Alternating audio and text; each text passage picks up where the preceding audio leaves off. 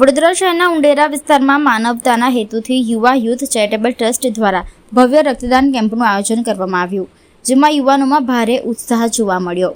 ઉંડેરા ખાતે પેટ્રોલ પંપની સામે આયોજિત આ રક્તદાન કેમ્પનું સફળ સંચાલન દિવ્યાંગ પટેલ ઉર્ફે પપ્પુભાઈ અને તેમની ટીમ દ્વારા કરવામાં આવ્યું હતું.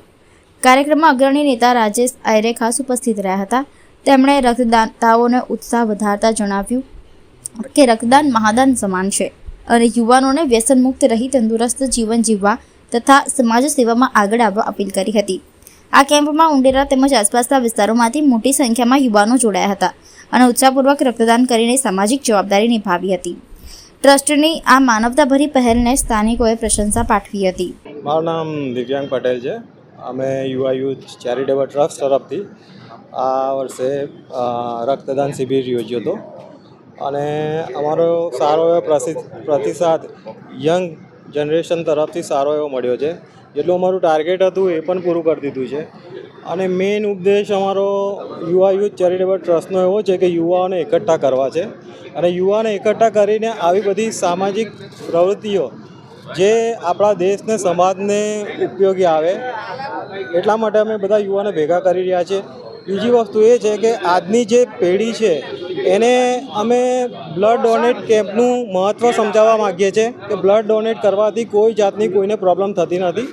બ્લડ ડોનેટ કરવું જ જોઈએ, જેથી કરીને તમારું જ બ્લડ આજે એકઠું થઈને આગળ કોઈની જિંદગી બચાવી શકે છે.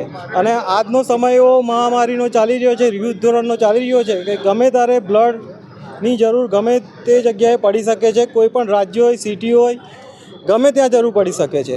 અને અમે તમારા મીડિયાના માધ્યમથી એક વસ્તુ કહેવા માગીએ છીએ કે ગમે ત્યારે કોઈને પણ બ્લડની જરૂર પડે કોઈ સંસ્થાને કટોકટીના સમયે, આ મહામારીના સમયે, તો અમે યુવા યુથ ચેરિટેબલ ટ્રસ્ટના જેટલા બી મેમ્બર્સ છે, અમારું યંગ યુથ છે, એ હંમેશા તૈયાર રહેશે.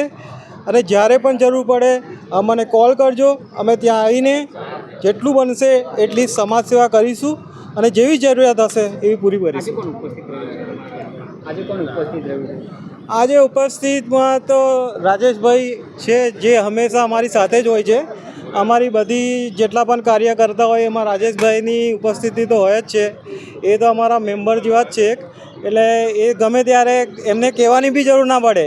રાજેશભાઈ એવા માણસ છે કે અમે એમને પર્સનલી કોઈ એવું ઇન્વિટેશન પણ ના આપીએ ને તો પણ રાજેશભાઈનો સંબંધ એવો જ અમારી સાથે કે અમારી સાથે આવી જાય. જેવી જરૂરત હોય, કોઈ પણ ઘટના જેમ કે હનુમાન જયંતિ, ગમે તે પ્રસંગ હોય તો રાજેશભાઈની ઉપસ્થિતિ તો હોય ને હોય જ.